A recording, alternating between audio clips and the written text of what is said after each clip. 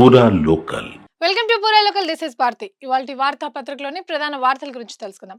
ముందుగా ఈనాడు చూసుకున్నట్లయితే ఎన్నో లోపాలు, ఎందరో బాధ్యులు. కాళేశ్వరం నివేదికపై ప్రభుత్వం దృష్టి.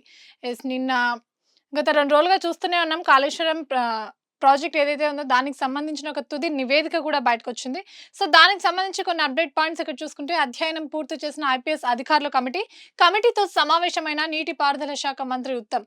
జస్టిస్ ఘోష్ నివేదిక, అధికారుల కమిటీ సిఫారసులపై నేడు మంత్రివర్గ సమావేశం. తదుపరి చర్యలకు సిఐడికి బాధ్యతలు. ఇప్పటి వరకు విచారణలు ఏవైతే బయటపడినాయో దానికి సంబంధించి సిఐడికి బాధ్యతలు అప్పగించే అంశం కూడా మనం ఇక్కడ చూసుకోవచ్చు.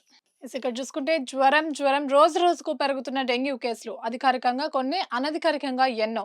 అప్రమత్తంగా ఉండాలని సూచిస్తున్న వైద్యులు. క్లైమేట్ అలాగే వాతావరణం మారడంతో రోజు రోజుకు డెంగ్యూ కేసులు అయితే పెరుగుతున్నాయి. ఇక మరో పత్రికలో చూసుకుంటే, యూరియా కోత రైతన్న వేత. తీవ్రమైన కొరత నేపథ్యంలో ఒక్కొక్కరికి 2 బస్తాలు ఇస్తున్న ప్రభుత్వం. తెలంగాణ రాష్ట్రంలో ప్రస్తుతం యూరియా కొరత ఎంత మేరకు ఉందో మనకి వార్తను చూస్తుంటేనే అర్థమవుతుంది. ఇక్కడ చూసుకుంటే, వరి నాట్లు ఊపందుకోవడంతో పెరిగిన డిమాండ్. అవసరానికి మించి యూరియా సరఫరా చేశామన్న కేంద్రం ప్రకటనతో గందరగోళం.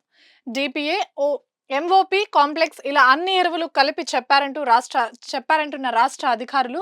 రైతులకు తప్పుడు సంకేతాలు వెళ్లే అవకాశం ఉందంటూ ఆందోళన. వానాకాలానికి 10.48 ఎల్ఎంటీల యూరియా అడిగితే 9.80 ఎల్ఎంటీలే కేటాయించారు. 4 నెలల్లో 6.60 ఎల్ఎంటీలు ఇవ్వాల్సి ఉంటే ఇప్పటి వరకు 4.50 ఎల్ఎంటీలే ఇచ్చారు. సో, కేంద్ర మంత్రికి రాష్ట్ర మంత్రి తుమ్మల లేఖ. తక్షణమే యూరియా సరఫరాకు విజ్ఞప్తి. ఆగస్టులో కనీసం 2 ఎల్ఎంటీలైనా వస్తేనే గండం గట్టెక్కుతామంటున్న అధికారులు. ప్రస్తుతం వానాకాలం రావడంతో వరి నాట్లయితే ఊపందుకున్నాయి. సో, దానికి యూరియా కొరత అయితే మనకి ఎంత మేరకు ఉందో కూడా మనకి వార్త చూస్తూనే తెలుస్తుంది. కిషన్ రెడ్డి కామెంట్స్ చూసుకుందాం. మెగా టెక్స్టైల్ పార్క్ తో వేల కోట్ల పెట్టుబడులు. ప్రత్యక్షంగా పరోక్షంగా 2 లక్షల మందికి ఉద్యోగ ఉపాధి. చేనేత దినోత్సవంలో కేంద్ర మంత్రి కిషన్ రెడ్డి, చేనేత పరిశ్రమను జీడీపీలో 5% తీసుకెళ్లాలి. ప్రపంచంలో ఎక్కడ చూసినా మన ఉత్పత్తులే ఉండాలి అంటూ కూడా కామెంట్ చేశారు. వారం తర్వాతే వానలు. ప్రస్తుతం వర్షాలకు అనుకూలించని వాతావరణ పరిస్థితులు. తేలికపాటి వానలతో భారీ వర్షాలకు వేచి చూడాల్సిందే. 10% లోటుకు పడిపోయిన నైరుతి వర్షాలు. 6 నెలల్లో 13% తగ్గిన సైబర్ నేరాలు. ఈ ఏడాది తొలి అర్ధ సంవత్సరంలో 228 మంది సైబర్ నేరస్తులు అరెస్ట్. నిందితులకు తెలంగాణలో 189, దేశవ్యాప్తంగా 1313 సైబర్ నేరాలతో లింక్. అత్యధికంగా పెట్టుబడులు, ఉద్యోగాల పేరిట మోసాలు. తెలంగాణ సైబర్ సెక్యూరిటీ బ్యూరో గణాంకాల్లో వెల్లడించిన అంశం ఇది. బేతాల కుట్రలో మరో అంకం. ఏసీబీ కోర్టులో అడ్డంగా దొరికిపోయిన సిట్. ఎదురు దెబ్బ తగిలేసరికి తెరపైకి ఇంకో కట్టు కథ.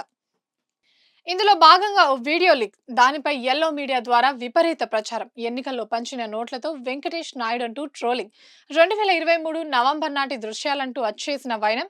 ఆ వీడియోలో 2000 నోట్లతో కనిపిస్తున్న వెంకటేష్ నాయుడు. దేశంలో 2000 నోట్లు చలామణి పూర్తిగా ఆగిపోయిందని 2023 మే 19న ప్రకటించిన ఆర్బీఐ. అలాగైతే టీడీపీ నేతలతోనూ ఇదే వెంకటేష్ నాయుడుకి సంబంధాలు. రామ్మోహన్, భారత్, పుట్ట, పెమసానులతో ఫోటోలు. మరి డబ్బులు వారందరిది అంటే. సో, మనం ఇక్కడ చూసుకోవచ్చు. టీడీపీకి చెందిన కేంద్ర సహాయ మంత్రి పెమసాని చంద్రశేఖర్, అలాగే విశాఖ, ఏలూరు ఎంపీలు భరత్, పుట్ట, మహేష్ తో వెంకటేష్ నాయుడు ఒక ఫోటోనైతే మనం ఇక్కడ చూసుకోవచ్చు. ఇక్కడ చూసుకుంటే, చుక్క నీటిని వదులుకోం అంటూ కూడా తెలంగాణ డిప్యూటీ సీఎం బట్టి విక్రమార్క చేసిన కామెంట్స్ ఇవి. రాష్ట్రంలో ప్రతి ఎకరాకు నీరందేలా పకడ్బందీగా కార్యాచరణ. 10 ఏళ్లలో బీఆర్ఎస్ చేసిందేమీ లేదు అంటూ కూడా ఆయన కామెంట్ చేశారు. పెండింగ్ పరిష్కారమయ్యేనా? 59 జీవో దరఖాస్తులు 20 నెలలుగా పెండింగ్ లోనే. ప్రభుత్వ భూముల్లోనే తమ నివాసాలు క్రమబద్ధీకరించాలంటూ విజ్ఞప్తులు. సీఎంతో పాటు రెవెన్యూ మంత్రిపై ప్రజా ప్రతినిధుల ఒత్తిడి. ఈ నెలలో ప్రభుత్వం నిర్ణయం తీసుకునే అవకాశం ఉందంటున్న అధికారులు. ఇక ఆంధ్రజ్యోతిలో చూసుకున్నట్లయితే, ఇక్కడ కూడా ప్రధానంగా ఫస్ట్ మనం కాళేశ్వరం అంశానికి సంబంధించిన ఒక వార్తని చూసుకోవచ్చు. కాళేశ్వరంపై సిట్. అవకతవకలపై విచారణకు ప్రత్యేక బృందం. అసెంబ్లీలో చర్చ. 3 రోజుల పాటు సభ. సభ్యులందరికీ కమిషన్ నివేదిక. సిట్ వేయడమా, చర్యలకు ఉపక్రమించడమా? నేటి మంత్రివర్గ భేటీలో సుదీర్ఘంగా చర్చించే నిర్ణయం, అన్ని పార్టీల ఎమ్మెల్యేల అభిప్రాయాలు సేకరించే యోచన. అసలు ఏం జరిగిందో ప్రజలకు తెలిసేలా సభలో సమగ్ర చర్చ, సచివాలయంలో భేటీ అయిన అధికారుల కమిటీ. కాళేశ్వరం నివేదిక ఏదైతే బయటపడిందో దానికి సంబంధించిన ఈరోజు మంత్రివర్గ భేటీ అయితే జరగనుంది. సో అందులో ప్రజలందరికీ తెలిసేలా ఒక నిర్ణయం తీసుకొని తర్వాత ముందుకెళ్లే విధంగా కూడా మనకి ఇక్కడ ప్రభుత్వం ఉన్నట్టు మనకి ఇక్కడ తెలుస్తుంది. ఇక్కడ చూసుకుంటే కవిత కామెంట్స్ మనం ఇంకొకసారి చూసుకోవచ్చు. నాపై అనుచిత వ్యాఖ్యల వెనుక పెద్ద నాయకుడు. ఇంటి ఆడబిడ్డనని చూడకుండా నా మీద నీచంగా వ్యాఖ్యలు చేయిస్తున్నారు. తాత్కాలికంగా శునకానందం పొందొచ్చు, అన్ని వారికే తిరిగి కొట్టే సమయం వస్తుంది. ఇంకో లిల్లిపుట్ నాయకుడు నా గురించి ఆమె ఎవరు అంటూ మాట్లాడుతున్నారు. నల్గొండ జిల్లాలో బీఆర్ఎస్ ను నాశనం చేసిన ఆయన్ను ప్రోత్సహిస్తున్నదెవరో ఆలోచించాలి అంటూ కూడా ఆమె కామెంట్ చేశారు. మరోసారి ఎమ్మెల్సీ కవిత సంచలన వ్యాఖ్యలు, నేరుగా పేర్లు ప్రస్తావించకుండా కేటీఆర్, జగదీష్ రెడ్డిలపై తీవ్ర విమర్శలు. మీడియా సమావేశంలో ఆవేదన, నేటి నుంచి 72 గంటల పాటు నిరాహార దీక్ష చేస్తా అంటూ కూడా కవిత ఒక కామెంట్ అయితే చేశారు. ఇక్కడ చూసుకుంటే సర్కార్ నిర్ణయాలపై ఏం చేద్దాం, ఫామ్ హౌస్ లో పార్టీ నేతలతో కేసీఆర్ భేటీ, కాళేశ్వరం కమిషన్ నివేదికపై ప్రభుత్వం ఎలా వ్యవహరిస్తుందన్న దానిపై చర్చ.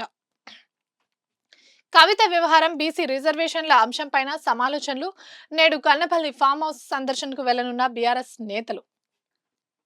నిర్మల్ జిల్లాలో ఖానాపూర్లో పాదయాత్రలో మహేష్ గౌడ్, అలాగే పార్టీ ఇన్ఛార్జ్ మీనాక్షి నటరాజన్ కూడా మనం ఇమేజ్ లో చూసుకోవచ్చు. తెలంగాణ కుల సర్వే చూసి ముఖం చాటేసిన మోదీ, బీసీ రిజర్వేషన్లకు కేంద్ర మంత్రి కిషన్ రెడ్డి మోకాలడ్డు, దోచిన సొమ్ము పంచుకునేందుకు కేటీఆర్ కవిత పంచాయతీ, కాంగ్రెస్ లో విభేదాలు, బీఆర్ఎస్ మీడియా సృష్టి, ముఖ్యమంత్రి రేవంత్ నాది అన్నతమ్ముల అనుబంధం, జనహిత పాదయాత్రలో టీపీసీసీ అధ్యక్షుడు మహేష్ గౌడ్ చేసిన కామెంట్స్.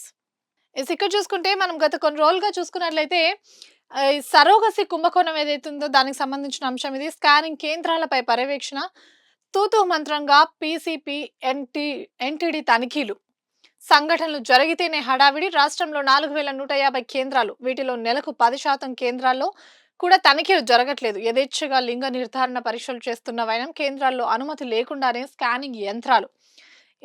ఇక్కడ కూడా ప్రధానంగా కవిత కామెంట్సే ఉన్నాయి. నాపై బీఆర్ఎస్ పెద్ద నేత కుట్ర అంటూ కూడా మరొకసారి అయితే మనం ఇక్కడ కామెంట్ చూసుకోవచ్చు. ఎస్ ఇక్కడ చూసుకుంటే ఇంకోసారి మనం కాళేశ్వరం అంశాన్ని ప్రధానంగా చూసుకున్నట్లయితే కాళేశ్వరం పాపం కేసీఆర్దే. నివేదికలో ఏవైతే వెలువడ్డాయో దానికి సంబంధించిన అప్డేట్ పాయింట్స్ ఇవి. సో భారీగా ఆర్థిక అవకతవకలు, ప్రజాధనం దుర్వినియోగం, కమిషన్ నివేదికలో సంచలన విషయాలు, నేడు కేబినెట్ లో చర్చ కూడా జరిగే అవకాశం ఉంది. ప్రతి చిన్న పనిలోనూ కేసీఆర్ జోక్యం ఉంది. మేడిగడ్డ వద్ద బ్యారేజ్ వద్దన్న ఎక్స్పర్ట్స్ కమిటీ నివేదికను తొక్కిపెట్టారు. బ్యారేజీలో నీటిని నింపాలని ఆయనే ఆదేశించారు. అన్నారం సుందిల లొకేషన్లను కావాలని మార్చారు. దానికి తగ్గట్టు పనులు, కాంపోనెంట్లను పెంచి అంచనాలను భారీగా పెంచారు. ప్రాజెక్టు ఖర్చుపై డిపిఆర్ కు ముందే ప్రధానికి లేఖ రాశారు. ఖర్చును 38,500 కోట్ల నుంచి 1.10 లక్షల కోట్లకు పెంచారు. కాంట్రాక్ట్ ఏజెన్సీలకు ఆయోచిత లబ్ధి చేకూర్చారు. బ్యారేజ్లపై వైఫల్యాలకు హరీష్ రావు, ఈటెల రాజేందర్ కూడా బాధ్యులే. అధికారుల నిర్లక్ష్యాన్ని ప్రస్తావించిన రిపోర్ట్. సో దీన్ని బట్టి చూస్తేనే అర్థమవుతుంది మనం కాళేశ్వరం అవకతవకలు ఏవైతే జరిగాయో దానికి సంబంధించి ఈ ప్రాజెక్ట్ నిర్మాణ పనుల్లో కేసీఆర్ వ్యూహం, కేసీఆర్ పాత్ర ఎంత మేర ఉందో కూడా మనకి ఇక్కడే అర్థమవుతుంది. ప్రతి చిన్న విషయంలోనూ, ప్రతి చిన్న అంశంలోనూ కేసీఆర్ నిర్ణయమే, కేసీఆర్ ఆదేశమే ఫైనల్ అన్నట్టు కూడా నడిచినట్టు నివేదిక అయితే మనకు చెప్తుంది. కేటీఆర్ కవిత మధ్య ఆస్తుల పంచాయతీ, అది తీరలేక కేసీఆర్ ఫామ్ హౌస్ లో పరిమితమయ్యాడు అంటూ కూడా మహేష్ గౌడ్ చేసిన కామెంట్స్ ఇవి. అదును కోసం హరీష్ రావు కాపు కాసి కూర్చున్నాడు. బీఆర్ఎస్ లో 4 ముక్కలాట. ఇక ఆ పార్టీ పనైపోయింది. బీసీ రిజర్వేషన్లను కిషన్ రెడ్డి వ్యతిరేకిస్తుంటే ఆ పార్టీ బీసీ నేతలు ఏం చేస్తున్నారని ఆయన ప్రశ్నించారు. ఇవి వాటి పత్రికలోని ప్రధాన వార్తలు. మరిన్ని వార్తలతో మళ్ళీ కలుద్దాం. చూస్తూనే ఉండండి పురాలోకల్.